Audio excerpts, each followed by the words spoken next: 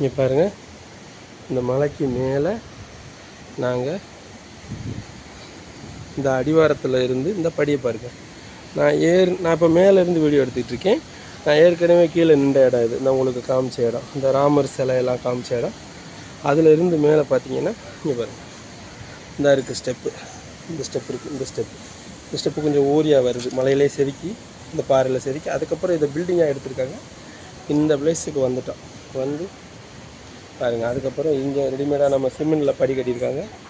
இதில் இருந்து இந்த படியில் ஏறி இங்கே பாருங்கள், இந்த கோயில் ஸ்டெப்பு வருது.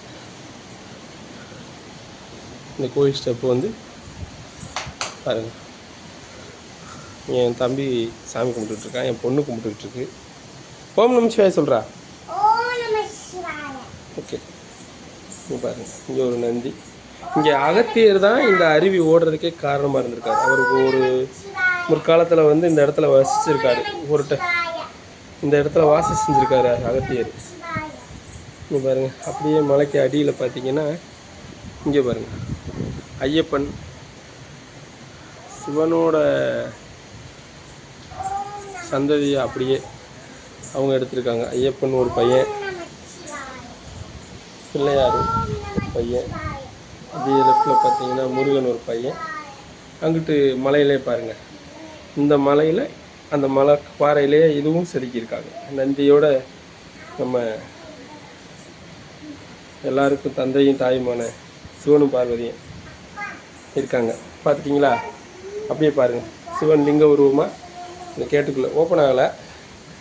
இங்கே வந்து பௌர்ணமி காலையில் 6 மணிலேருந்து சாயங்காலம் நைட்டு 6 மணிலேருந்து விடிய காலம் 6 மணி வரைக்கும் பூஜை நடக்குமா. விடிய எல்லோரும் வந்து இங்கே இந்த ஏரியா மக்கள் எல்லோரும் வந்து இங்கே பூஜையில் கலந்துட்டு எம்பெருமானோட அருளை பெற்றுட்டு போவாங்க போல். உள்ளே பாருங்கள், லிங்கமாக இருக்கார்.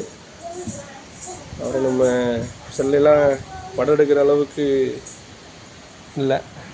ஏன்னா அனைத்துமான இறைவனை வந்து நம்ம ஒரு சின்ன மொபைலுக்குள்ளே அடக்கிறது தப்பு.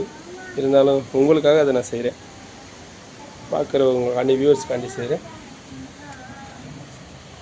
பாருங்கள், கோயிலுக்கு பின்புறம் அந்த கோயில் சைடில் இந்த சுற்றளவு இந்த மலையிலேயே இது ஒரு தலமாக மொசைக்கெலாம் போட்டு சரி பண்ணியிருக்காங்க. இந்த இதில் ஒரு அப்படியே இது ஒரு திண்டு மாதிரி போய் இதுக்கு மேலே அப்படி சரிவாக ஏறி போகுது இந்த மலை உச்சி.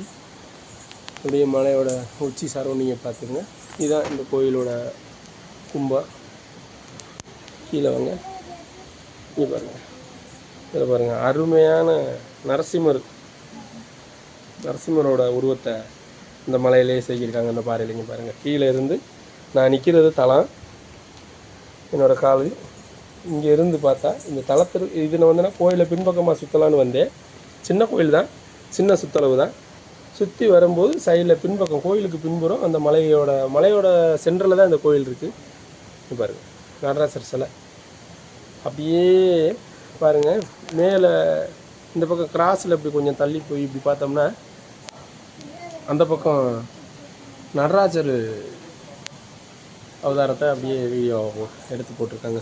சிலை செஞ்சு அப்படியே செதுக்கி அந்த பாறையில் அப்படியே பாருங்கள். அப்படியே மலையோட உச்சிக்கு இப்படி ஏறி போனோம்னா, கீழே இருந்து ஏறி போனோம்னா அப்படியே மேலே மலை லாஸ்ட் வரைக்கும் மலை உச்சி மலையோட அடிவாரத்தில் அப்படியே இறங்கி பார்த்தா கீழே இந்த இதுகள்லாம்.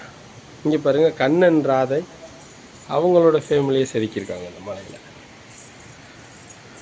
இதெல்லாம் நான் இப்போ தான் ஃபஸ்ட் டைம் பார்க்குறேன். அதனால தான் எத்தனையோ பேர் இந்த மாதிரி இடத்துக்கு வர முடியாத சூழ்நிலை, வர முடியாத சுச்சுவேஷன் இந்த மாதிரிலாம் இருக்கும் மக்கள்களால், அடித்தட்டு மக்கள். நான் இந்த இடத்துக்கு வந்துட்டேன்.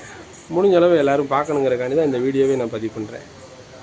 தெரிஞ்சுக்கிறணும், வரணும்னு ஆசை இருக்கிறவங்க, ஆர்வப்படுறவங்க, அதுக்கான வசதி இருக்கிறவங்க வரலாம். இல்லைன்னா மொபைல்லையாவது பார்த்து சந்தோஷப்பட்டுக்கோங்க. இப்படிலாம் இருக்குது அப்படிங்கிறத தெரிஞ்சுக்கோங்க. ஓகே, கோயிலேருந்து நான் வெளியில் போகிறேன். சுற்றி வந்துட்டு கீழே இறங்கிட்டேன். ஓகே, வீடியோ முடிச்சுக்கிறேன்.